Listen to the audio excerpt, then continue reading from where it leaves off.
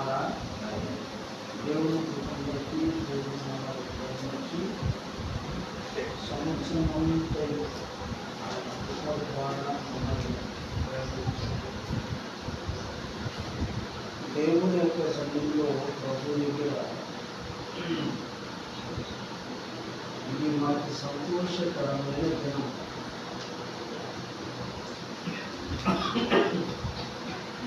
మనందరికీ శుభవర్తమానం దినం,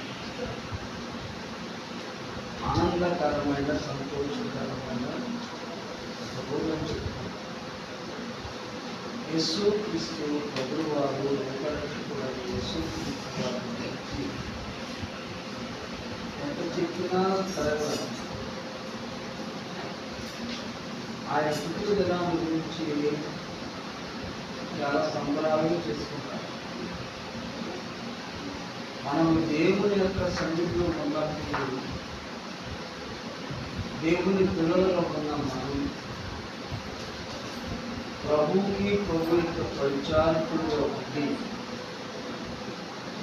దేవుని యొక్క చిత్తమే మనం నెరవేర్చాలి. కాబట్టి మనం దేవుని యొక్క సన్నిధిలో ప్రభువుని యేసు క్రీస్తు వారిగా వాక్యానికి సంబంధించిన వారమై ఉన్నాం.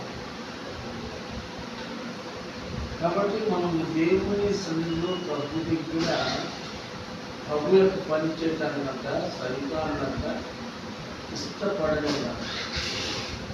ఏమంటాము, దేవుని కంటే ఎక్కువ ఏంటంటే నాకు దేవుని కంటే ఎక్కువ ఏంటి, దేవుని పని కంటే నాకు ఎక్కువ ఏమీ కాదు.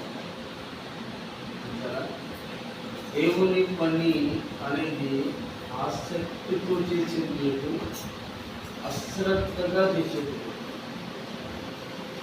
ఆసక్తి లేదు, అలాగే అపనమ్మకంగా చేసేది లేదు. మనము దేవుని యొక్క సన్నిధిలో ప్రభు దగ్గర దేవునికి ఇష్టలుగా ఉన్నట్లుగా ఉండాలి. దేవునికి ఇష్టలుగా ఉన్నట్లు ప్రభుకి మనకి కలిగిన ఆత్మ సంబంధమైనది. రోమియోకు రాసిన పత్రిక 8వ అధ్యాయం, రోమియోకు రాసిన పత్రిక 8వ అధ్యాయం 5వ వచనం. శరీరానుసారులు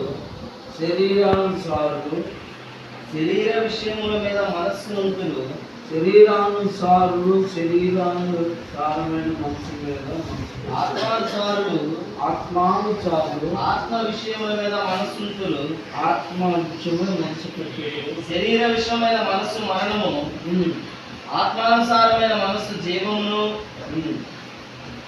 సమాధానమై ఉన్నది.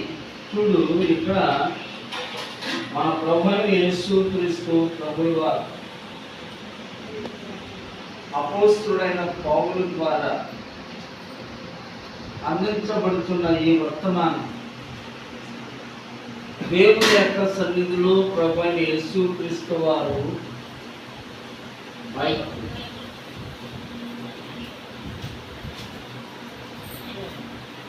అపోస్తుడైన పౌలు సంఘంలో ఉన్న వారికి ఈ మాటను హెచ్చరించాడు. ఇక్కడ 2 తలంపులతో కూడి ఉన్న వర్తమానాలు ఉన్నాయి. ఒకటి శరీర సంబంధమైనది, రెండవది ఆత్మ సంబంధమైనది. శరీరానుసారమైన మనసు దేవునికి విరోధమైనది. ఆత్మానుసారమైన మనసు జీవమును ప్రాణమును అనుగ్రహించదు. శరీరానుసారమైన మనసు కలిగిన వాడు మరణమేనంటాడు. ఆపదలు వస్తాయి, ఉపద్రవాలు వస్తాయి, శ్రమలు వస్తాయి. వాటిని ఎదుర్కోవడానికి గల కారణం ఏంటంటే, దేవుని పిల్లలుగా ఉన్న వారు దేవుని యొక్క భక్తులు ఉండి దానిని జయించగలుగుతారు. ఈ శరీరానుసారమైన మనసు సర్వ సంపదలు కలిగి ఉన్నా కానీ దేవుని పని అంటే ఆటంకంగా ఉంటారంట. దేవుని మందిరానికి వాళ్ళు ఇష్టాలు బట్టి వస్తారు వెళ్తారు, కానీ ఆశీర్వాదం దొరకదు. శ్రమ వచ్చినప్పుడు అనుకుంటారంట, మా కోసం ప్రార్థన చేస్తే బాగుండు, ప్రార్థన చేయండి అంటారంట. కానీ దేవుని యొక్క సన్నిధిలో ప్రతి వ్యక్తి కూడా ప్రభువుకి లోబడాలి. ప్రతి వ్యక్తి కూడా ప్రభు మాట వినాలి. దేవుని మాట వినుట వలన ఆశీర్వాదం ఉంది. దేవుని మాట వినుట వలన దేవుని యొక్క దీవెనలో ప్రసన్నత ఉన్నది. కాబట్టి మనము దేవుని యొక్క సన్నిధిలో ఆత్మానుసారంగా ఉన్నవాడు, రక్షించబడిన వాడు, దేవుని వాక్యం ద్వారా ఎదిగేవాడు, ప్రార్థన యందు ఆసక్తి కలిగి ప్రభు కొరకు స్థిరముగా ఉండేవాడు. కాబట్టి ఆత్మ సంబంధమైన మనస్సు కలిగిన వాడు దేవునికి భయపడతాడు. దేవునికి భయపడి ఉన్నప్పుడు ఏమవుతుందంటే అనేకమైన శ్రమలను ఎదుర్కొంటాడు, అనేకమైన కష్టాలను ఎదుర్కొంటాడు. దేవుని మందిరం మీద దృష్టి ఉండాలి. దేవుని మందిరంలోని మనస్సు కలిగి ఉండాలి. దేవుని మందిరం అంటే భయపడాలి, దేవుని మందిరానికి లోబడాలి. ఇలాంటి మనస్సు మానవుడికి లేనప్పుడు, శరీర సంబంధమైన మనస్సు ఉన్నప్పుడు ఏమవుతుందంటే నిర్లక్ష్యంగా ఉంటాడు, దేవుని యొక్క కార్యాలకు దూరంగా ఉంటాడు. కాబట్టి మనం దేవుని యొక్క సన్నిధిలో ప్రభు దగ్గర ఉన్నప్పుడు ప్రభు యొక్క కార్యాలు మనం చూడగలుగుతాం. అందుకనే దావీదు దేవుని మందిరం కొరకు ఇష్టపడ్డాడంట. దావీదు రాజుగా ఉన్నప్పటికీ కూడా దేవుడు ఇచ్చిన ఆ కృపను పోగొట్టుకోకుండా యెషయాకు పుట్టిన బిడ్డలందరిలో దావీదే దేవుని చేత ఏర్పరచబడిన వాడు. కాబట్టి గొర్రెల కాపరిగా ఉన్నవాడు శరీరానుసారమైన మనసు అతనిలో పెట్టుకోకుండా ఆత్మానుసారమైన మనసు అతనిలో పెట్టుకొని దేవునికి భయపడ్డాడంట. దేవుని మాట వినుట వలన దావీదుని సింహాసనం మీద కూర్చోబెట్టాడంట. దేవుని స్తోత్రం. కాబట్టి రాజులు అనబడిన వారు, దేవుడిగా ఉన్నవారు, దేవతలుగా ఉన్నవాడు ఎంతమంది ఉన్నారు, కానీ సృష్టికర్త అయిన దేవునికి నీవు దేవుని మాట వినాలి. అందుకని అంటాడు, శరీర సంబంధమైన కోరికలు వేరు, శరీరానుసారమైన మనస్సు సిద్ధాంతం వేరు. మనస్సును బట్టి ఇష్టానుసారంగా మనం ప్రవర్తిస్తాం, కానీ ఆత్మానుసారంగా లోబడిన మనలో ఉన్న ఆత్మ అంటది, ఇదిగో శరీర సంబంధమైన కార్యాలు దేవునికి విరుద్ధమైనవి, శరీర సంబంధమైన కార్యాలు దేవునికి ఇష్టమైనవి కావు. ఇక్కడ పౌలు ఒక మాట అంటాడు. పౌలు బైబిల్ గ్రంథంలో చూడండి, బైబిల్ గ్రంథంలోనే 7వ అధ్యాయంలో చదువు 7వ అధ్యాయము 16వ వచనం కానీ చూడండి, 17వ వచనం కావున ఇంకను దాని చేయనది నా యందు నివసించు పాపమే గాని నేను కాదు. నా యందు అనగా నా శరీరమందు మంచిది ఏది నివసింపలేదని నేను ఎరుగుదును.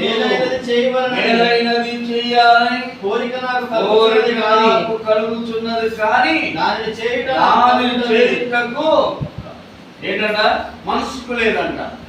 దేవుని మందిరం పని నేను చేయాలనుకుంటున్నా, దేవుని పరిచర్య నేను చేయాలనుకుంటున్నా, దేవుని భక్తులు ఎదగాలనుకుంటున్నాను, కానీ నా యందు నివసించేది ఏంటో తెలుసా?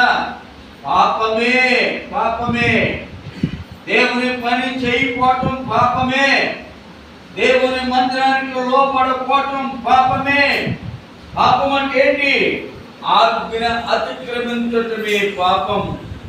దేవుని మాట వినకపోవటమే శాపం.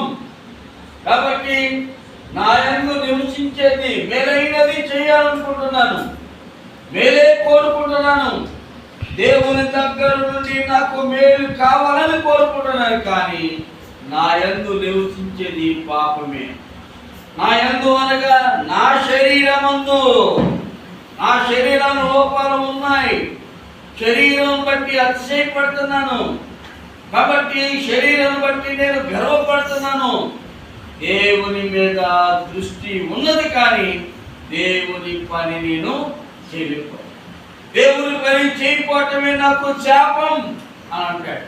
చూచారా, అమ్మో అంతటి భక్తుడే పౌలు గారు ఈ మాట అంటే మనం ఎంతటి వారము, మనం ఏ పార్టీ వారము, ఎంతలో కనబడి అంతలో మాయమైపోవు ఆమె వంటి ఈ జీవితానికి యేసు క్రీస్తు ప్రభువు వారికి లోబడకపోతే మన గమ్యస్థానం ఏంటి? బ్రతుకున్నంత కాలం మన ఇష్టానుసారంగా ప్రవర్తించవచ్చు, కానీ ఆ తర్వాత లోకాన్ని విడిచిపెట్టిన తర్వాత మనం ఎక్కడికి వెళ్ళగలుగుతాం?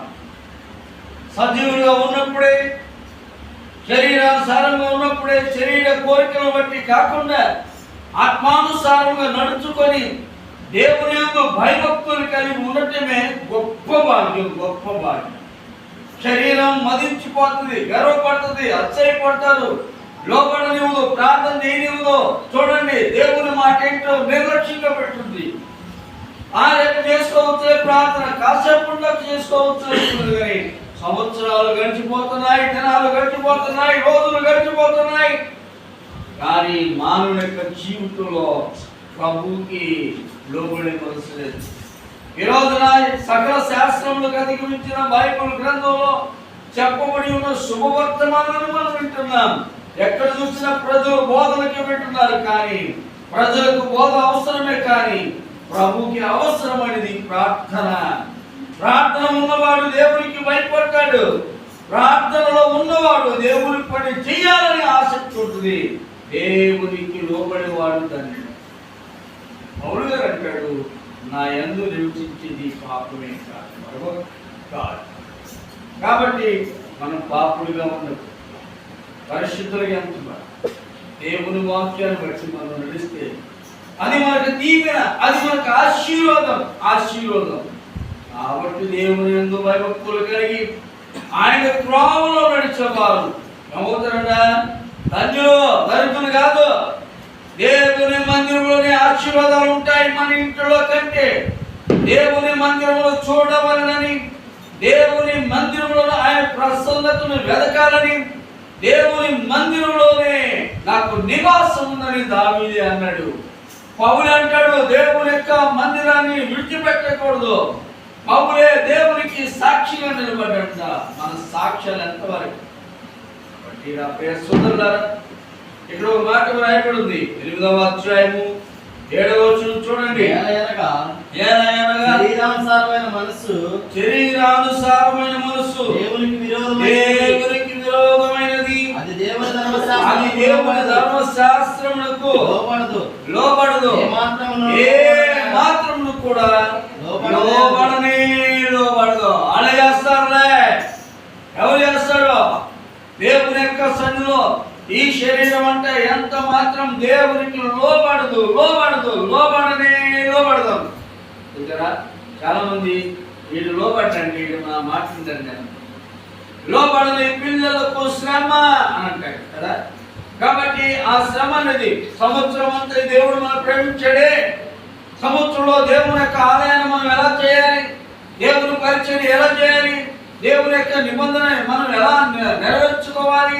కాబట్టి శరీరం అనదండా ఏమాత్రం సంప్రదాయం దేవుని కృప కొరకు లోబడదంట.